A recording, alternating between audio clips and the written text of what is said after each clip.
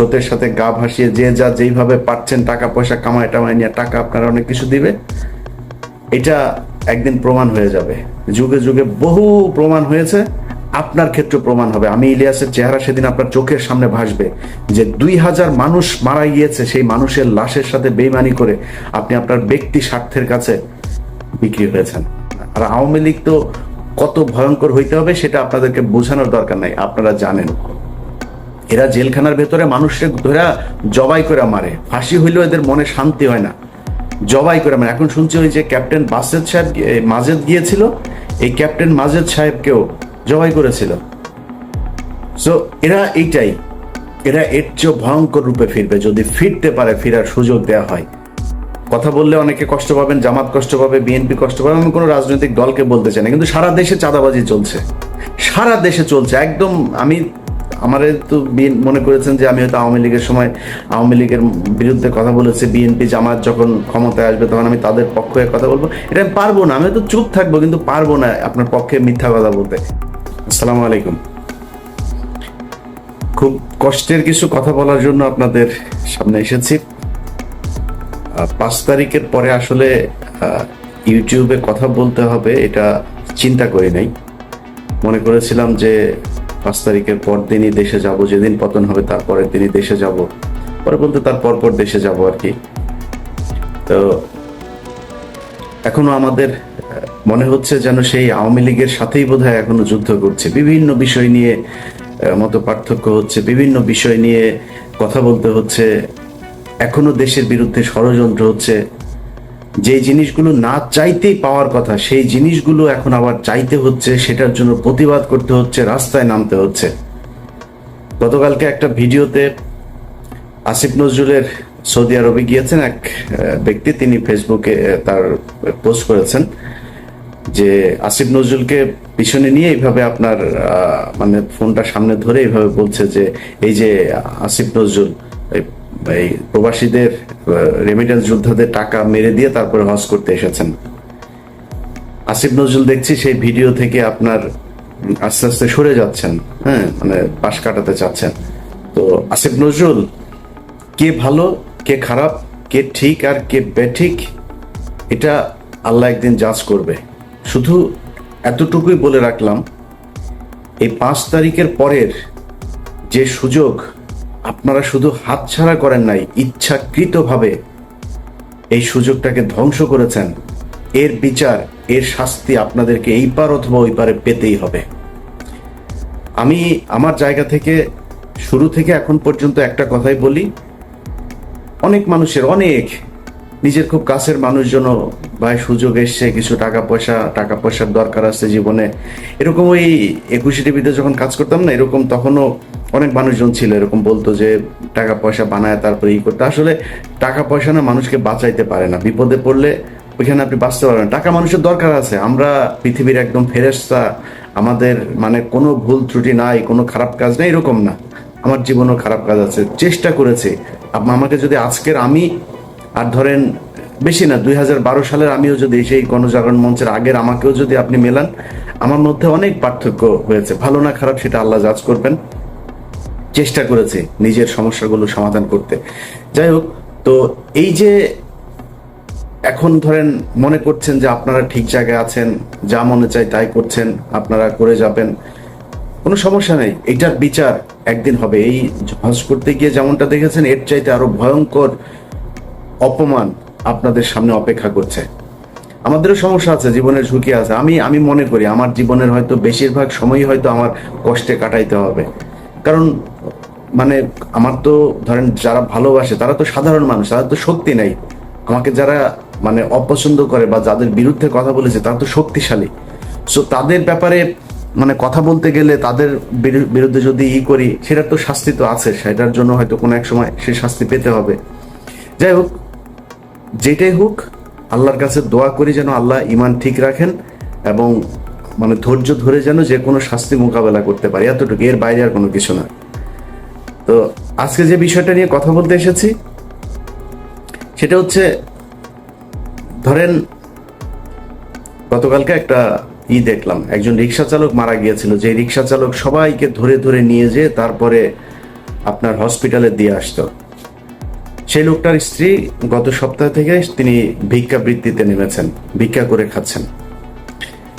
তো সমন্বয়ক যে কজন আছেন, যারা ছাত্র নেতা, যারা ছাত্রদের থেকে উপদেষ্টা হয়েছেন, আমি তাদেরকে সরাসরিও এই কথাগুলো বলেছি।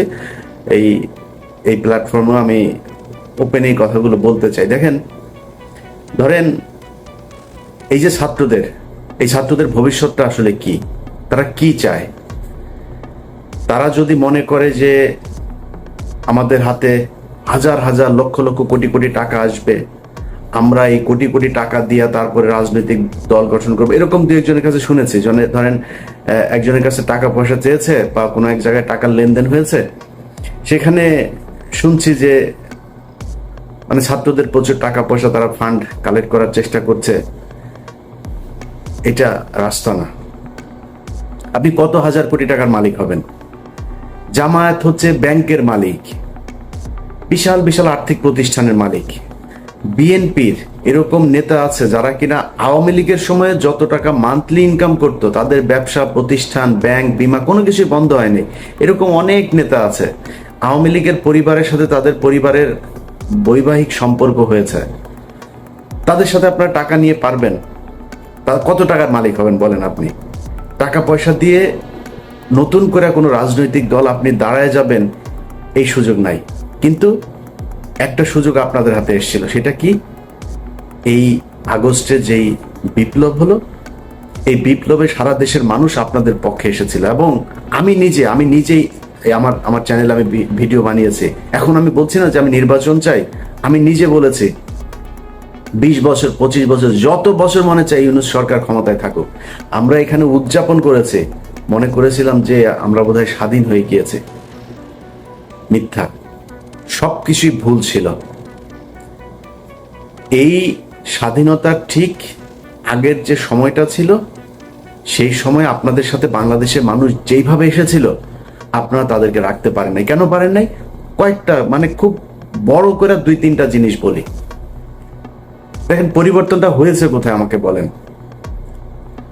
আজকের যে বাংলাদেশ, এই বাংলাদেশের সাথে যদি আপনি শেখ হাসিনার বাংলাদেশকে মেলান, মানে কম্পেয়ার করেন, আচ্ছা কম্পেয়ার করলে ধরেন একটা সাধারণ মানুষকে যদি আপনি জিজ্ঞেস করেন তার যে জিনিসপত্রের দাম কিনে খেতে হয়, সেটা কি কমেছে?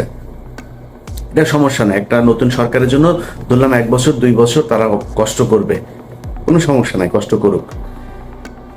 কিন্তু সেটার জন্য তো আপনার কিছু করতে হবে, তাই না? একজন মানুষ মনে করেন যে বিদেশে যাবে, তার বিদেশে যাওয়ার জন্য আগে কয় টাকা দিত সে? আগে যদি নাকি মনে করেন সৌদি আরবে যেতে 7 লাখ টাকা, 6 লাখ টাকা, 5 লাখ টাকা দিত, তাহলে আগের সরকারের সমস্যা ছিল, দুর্নীতিগ্রস্ত ছিল, তারা বিভিন্নভাবে দালাল এইসব করে টাকা পয়সা করতো। এই জন্য ইন্ডিয়াতে যেতে লাগে 1 লাখ টাকা, 1.5 লাখ টাকা, আমাদের এখান থেকে 7 লাখ টাকা লাগে। মালয়েশিয়াতে যেতে 60,000 70,000 টাকা লাগে, আমাদের এখান থেকে লাগে 5 লাখ টাকা। ওমান, কাতার, দুবাই, মধ্যপ্রাচ্যের সব দেশে একই অবস্থা। এখন বৈষম্য কাটানোর জন্য বৈষম্য বিরোধী আন্দোলন হয়েছে, মানুষ রক্ত দিয়েছে। সেই বৈষম্য শেষ করার পরে তাদের তো কম লাগবে টাকা, তাই না? আসলে কি লাগছে? তাহলে এইটার দায় কার? এটার জন্য তো আপনাকে জবাব দিতে হবে। আপনি যেটা শেখ হাসিনা পারে না সেটা আপনি করে দেখাবেন। এই জন্যই তো আপনাকে পরিবর্তন করে আনা হয়েছে। মানে সবকিছুর পর আমি এই যে যুক্তি দেখাচ্ছি, এটাতে আবার আওয়ামী লীগের খুশি হওয়ার কিছু নাই। তোদের আসলে মানে তোদেরকে নিয়ে মানে কথা বলার মতো এই মানে রুচিটাও, তোদের নিয়ে কথা বললেই মেজাজ খারাপ হয়ে যায়, গালাগালি করতে ইচ্ছা করে। তোরা তো মানুষ না। তোরা যদি মানুষ হইতে এতগুলো মানুষকে হত্যা করলি, তোদের মানে দলের ভিতরে ধরলাম সব অমানুষ। অনেক মানুষ বলে যে আওয়ামী লীগ আসলে সবাই খারাপ না, কিছু কিছু ভালো আছে। তোদের 5 জন মানুষ তো এক জায়গায় হয়ে বলতে পারতি, তাই না, যে আমরা আসলে শেখ পরিবারের এরা ভুল করেছে, এরা আসলে খুব ক্রুয়েল, এরা করাপ্টেড, এদের আমরা ঘৃণা করি, আমরা দলটা আসলে নতুন একটা আওয়ামী লীগ চাই। মনে কর তুই শেখ মুজিবের আওয়ামী লীগের চাস, ধরলাম এই গত 15 বছরে আওয়ামী লীগ চাস না, মাপ চেয়েছে কেউ এখনো পর্যন্ত ওদের ভেতরে মিনিমাম কোনো অনুশোচনা, অনুতপ্ত কোনো কিছু না। ওরা আবার করে, আবার আসবে, আবার ওইরকম করবে। এখন ওদেরকে সুযোগ করেও দিচ্ছে, এই সরকারই দিচ্ছে, সবকিছু যদি বাদ দেন, আপনি প্রবাসীদের টাকা পয়সার কথা বলেন, পুলিশের এখন পর্যন্ত আপনি জানেন আগের চাইতে বেশি ঘুষ দিতে হয় একজন ওসিকে একটা নিতে হইলে, একজন এসপি কে বদলে নিতে হলে, ভালো একটা পোস্টিং নিতে হলে। পুলিশের বউ, ঊর্ধ্বতন কর্মকর্তাদের বউ পর্যন্ত মাঠে নেমেছে এই টাকার কালেকশনে। একজনের বউয়ের ফোন রেকর্ডও আছে, এক ওসির সাথে কথা বলছে, নিজে করে, নিজের পরিবারের খুব নিকট আত্মীয় দিয়ে তারপরে ওসির সাথে ডিল করায়। তাহলে পরিবর্তন কি? এখন এগুলো সবকিছু নিয়ে কথা বলতে গেলে না, মানে সবারই মনে হয় সমস্যা হচ্ছে না, আমার একাই মনে হয় সমস্যা হচ্ছে। এ কারণে গতকাল আমার ফেসবুকের একটা পোস্টেও দিয়েছি যে খামাখা এত শত্রু বাড়ায় লাভ কি? সবার যেহেতু সমস্যা হয় না, আমার একা একা সমস্যা গেলে আমারও তো ইচ্ছা করে। এই জন্য চিন্তা করেছি যে সবার সাথে মিলমিশ করে তারপরে যা হয় হোক, দেশে যাব, দেশে যায় ভাই আমার ইউটিউবে এখন যে ইনকাম, এখানে বসে আমার ইউটিউবে যদি 5 লাখ 6 লাখ টাকা ইনকাম হয়, তাও তো আমার হয় না, কারণ এখানে তো খরচ বেশি। আমি বাংলাদেশে 2 লাখ টাকা ইনকাম হলে আমি আরামে বিশাল মানে রাজার মতো চলতে পারবো। তা আমি কেন এখানে কষ্ট করব? কেন আমি সরকারের সাথে, সেনাবাহিনীর সাথে, পুলিশের সাথে, বিভিন্ন রাজনৈতিক দলের সাথে কেন ঝামেলা করবো? কারণ যেহেতু সমস্যা হচ্ছে না, তাহলে আর কি, সমস্যা নাই। এই কষ্ট থেকেই কথাগুলো বললাম। এখন পুলিশ থেকে শুরু করে সব জায়গাতে সমস্যা, সব কিছু যদি বাদ দেন, সব বাদ। আচ্ছা, যেই হত্যাগুলো হইল, এটার ব্যাপারে মিনিমাম একটা ইতে যাওয়া দরকার ছিল, জান নাই। এখন এই যে ছাত্ররা মনে করছেন যে আপনারা টাকা পয়সা করে তারপরে বিশাল আকারে একটা মানে এই ফান্ড তৈরি করে তারপরে রাজনৈতিক দল গঠন করবে, নতুন দল। এই মাসে সম্ভবত আপনাদের নতুন দল আসবে। আপনার দলে মানুষ আসবে কেন আমাকে বলেন? কিসের জন্য আসবে? কোনো একটা কারণ থাকতে হবে তো। আপনি অন্য দলের চাইতে কোন জায়গায় ভিন্ন, যেই কারণে আপনার দলে আসবে? সেটা আসতে হলে অন্তত আমি মনে করি 2টা কাজ করতে হইতো। 1 নাম্বার, এই যে আওয়ামী লীগের যেই হত্যা মামলার আসামিগুলো, চিরুনি অভিযান চালায় প্রতিটা আসামিকে ধরতে হবে। ধরার পর তারপরে তাদের বিচার কি হবে, কে নির্দোষ কে দোষী, সেটা পরে আপনি করবেন, বিচার হবে, তদন্ত হবে, চার্জশিট যাবে, মামলার প্রক্রিয়া চলবে। যে দোষী হয় সে দোষী, যে নির্দোষী হয় সে খালাস পাবে, ছাড়া পাবে। কিন্তু আমাদের চোখের সামনে ঢাকা শহরের ওই সময় টিভির মতো জায়গায় 7 জন খুনি মামলার আসামি, 2-3 মামলার আসামি পর্যন্ত ধরা পড়ছে। মুন্নি শাহ ধরা পড়ার পরে ছাড়া পড়লো। আরে ভাই, খেলা নাকি? মানে হত্যা মামলার আসামি আপনি ধরছেন, মন চাচ্ছে ছেড়ে দিচ্ছেন। হত্যা মামলার আসামিকে পুলিশ ওসিকে বলছে যে ভাই এখানে আসামি আছে, আসামি ধরেন। বলে ঊর্ধ্বতন কর্মকর্তার ছাড়া ধরা যাবে না। এই যে সিটিটিসি, আপনার এই যে সিটিটিসিতে আসাদুজ্জামান, তারপরে আসাদুজ্জামানের সাথে ওর এক স্ট্রেনও ছিল নজরুল, হ্যাঁ, সে কয়েকদিন আমার নিয়ে ফেসবুকে পোস্ট করেছে। পুলিশের একজন এসআই সে আমার নিয়ে ফেসবুকে পোস্ট করে, মানে চ্যালেঞ্জ করে, তারা ধরতে পারবে না। শুনছি এর আবার এই বিভিন্ন তদবির করে এরা চাকরিতেও ঢুকছে। ডিবি, তারপরে গোলাম রাব্বানির ভাই পর্যন্ত এখনো পুলিশে চাকরি করে। কাকে নিয়ে আপনি যুদ্ধ করবেন বলেন? কালকে যদি শেখ হাসিনা বলে যে আমি দেশে ঢুইয়া যাব, আওয়ামী লীগের লোকজনের যদি, আওয়ামী লোক তো কারোর তো আপনি ধরেন নাই, কয়টা ধরেছেন আপনি? সব তো এলাকাতে আছে। যদি বলে ধরে যাব, আওয়ামী লীগ এখন বিএনপির পেছনে, জামাতের পেছনে যায় যোগ দিচ্ছে। আপনার কি মনে হয় ওরা বিএনপি করে ফেলেছে, জামাতের আদর্শ নিয়েছে? ওরা তো আওয়ামী লীগই। ওরা যখন দেখবে আপনার পেছনে পেছনে রাজনীতি করা লাগে, যখন দেখবে হাসিনা ঢুকেছে দেশে, ওরা হাসিনার পেছনে রাজনীতি করবে, ওরা ওদের ঝাঁপায় পড়বে আবার ফের।